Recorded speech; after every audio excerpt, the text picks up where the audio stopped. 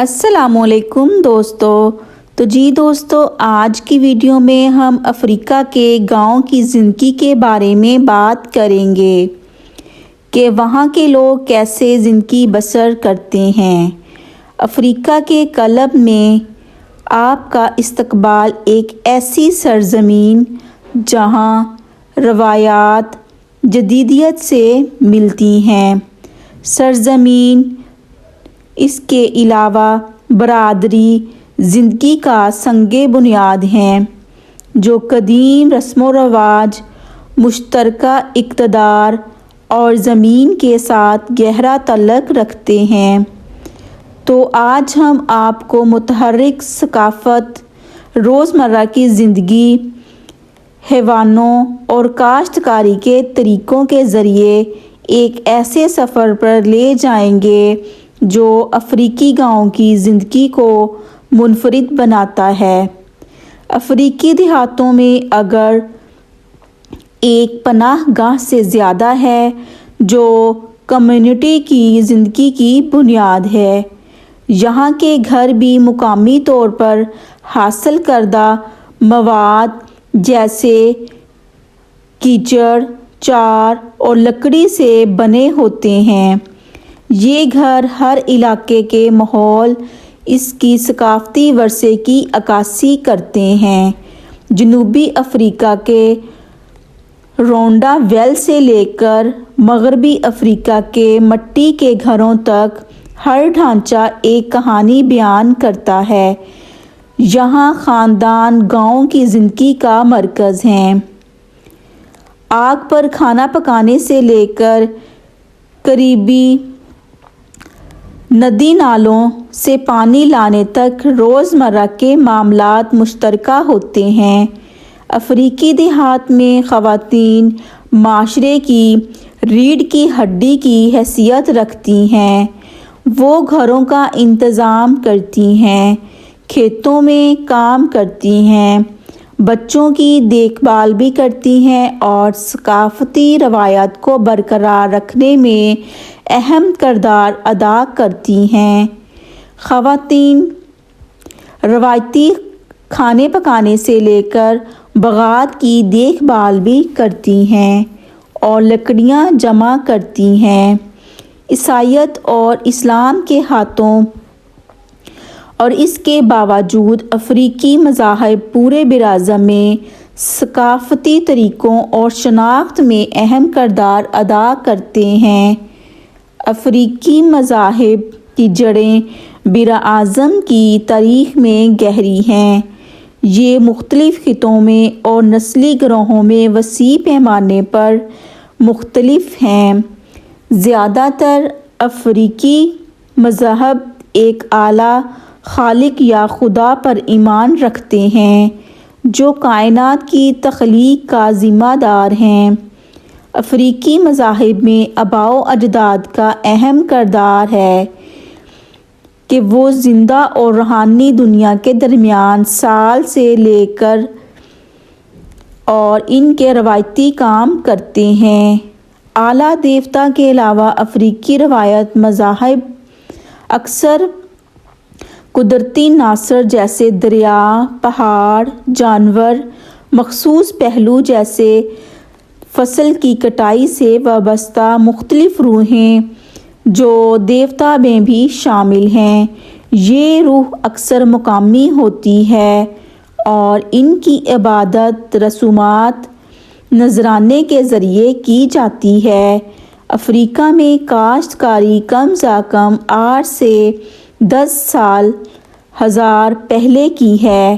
وادی نیل افریقہ میں ابتدائی زرعی طریقوں کے ساتھ مغربی افریقہ میں شواہد سے پتہ چلتا ہے کہ ابتدائی کسانوں نے علاقے میں جوار، گندم کی کاشتکاری 2000 قبل مسیح سے ہی اس خطے میں ہو رہی ہے، یعنی کہ آج سے 4000 سال پہلے جوار، باجرہ، مکئی، چاول اور گندم افریقہ میں اگائی جانے والی بنیادی اناج کی فصلیں ہیں۔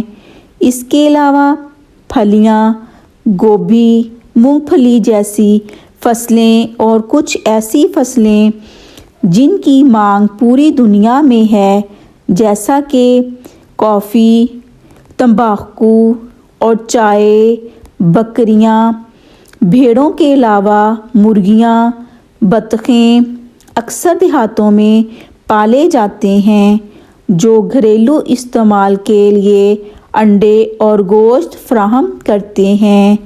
بہت سے افریقی کسان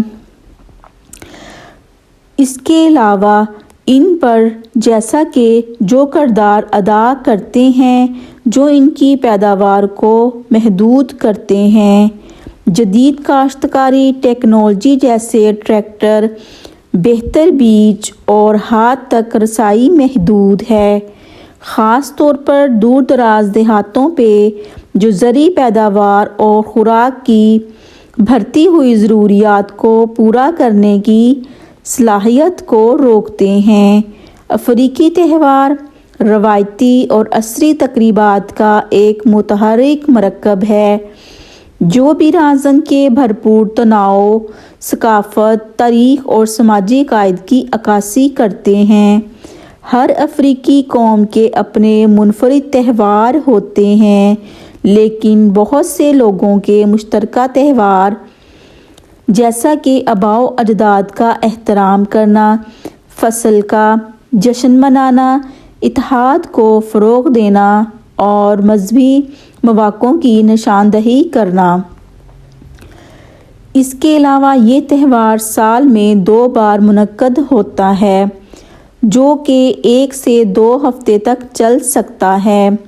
6 سال سے زیادہ پرانا یہ تہوار زرخیزی کی دیوی ووسون کے لیے وقف ہے۔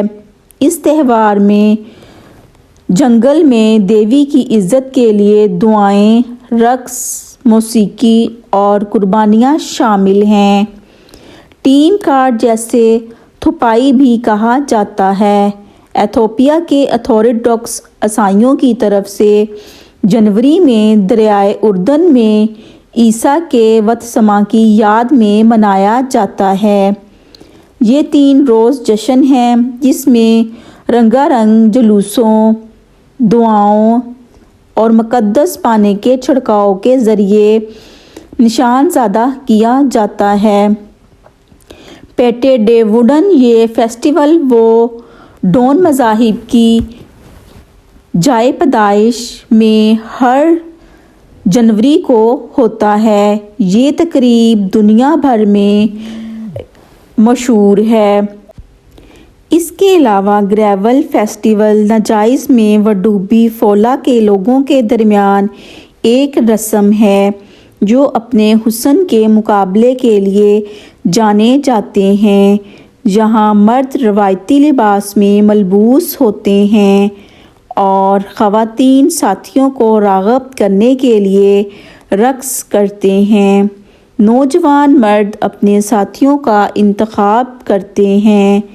اس کے علاوہ ان کے چہروں کی خدوخال اور آنکھوں کو نمایاں کرنے پر توجہ مرکوز کرتے ہوئے چہرے پر وسیع پیٹ لگاتے ہیں، زیورات پہنتے ہیں اور ڈانس بھی کرتے ہیں۔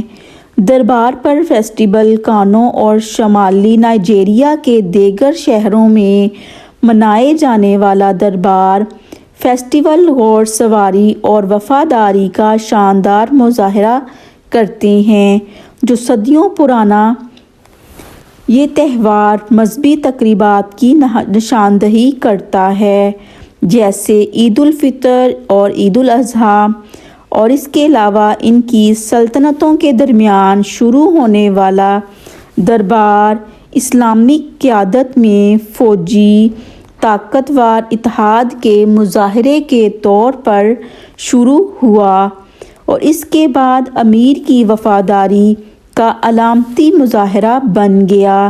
اس تہوار میں پڑے شامل جس کی قیادت امید کرتے ہیں اس میں ملبوس ہوتے ہیں اور اس کے بعد گھوڑے پر ایسے سوار ہوتے ہیں جیسے جنگوں اور گورا رنگ برنگے لباس میں سجا ہوتا ہے۔ ڈھول بجانا، ناچنا اور دعوتیں بھی اس تقریبات کے ساتھ ہوتی ہیں، جو دنیا سے آنے والے زائرین کو اپنی طرف متوجہ کرتی ہیں۔ یہ تہوار افریقہ کے بھرپور تاریخی اور ثقافتی گہرائی کی عکاسی کرتا ہے۔ ہر ایک اپنی اپنی برادریوں کے ورثے میں ایک منفرد مقام رکھتا ہے۔ وہ روایتی رسم و رواج کو برقرار رکھنے میں اہم کردار ادا کرتے ہیں۔ افریقی گاؤں کو بھی یہ لوگ پیچھے چھوڑ دیتے ہیں۔ ہم اپنے ساتھ سیکھتے ہوئے اسباب کو لے کر چلتے ہیں اور برادری لچک اور زمین سے گہرا تعلق رکھتے ہیں۔ افریقی دیہات کو جدید چیلنجوں کا سامنا کرنا پڑ سکتا ہے، لیکن ان کی طاقت، روایات، اقتدار اور روح میں پناہ ہے جو انہیں صدیوں سے برقرار رکھے ہوئے ہیں۔ ان چیلنجوں کے باوجود افریقی دیہات اپنے ماحول کو ایک مطابق سانچے میں ڈھالے ہوئے ہیں اور اپنی شناخت کو طرز زندگی میں برقرار رکھتے ہوئے جدید دنیا کی تبدیلیوں کے ساتھ افریقہ کے گاؤں کی زندگی، لیکن اس کے علاوہ ایک ایسا ملک جو پہاڑوں پر بسا ہوا ہے۔ تو جی پیارے دوستو، افریقہ کے گاؤں کی زندگی کے بارے میں آپ نے ویڈیو دیکھی ہوگی۔ امید کرتی ہوں آپ کو بہت پسند آئی ہوگی۔ اگر آپ کو ویڈیو پسند آئی ہے تو پلیز آپ ہمارے چینل کو سبسکرائب کریں، ویڈیو کو لائک اور شیئر ضرور کر دیں۔ یہ آپ کی محبت اور شفقت ہے جس کے ہم منتظر ہیں۔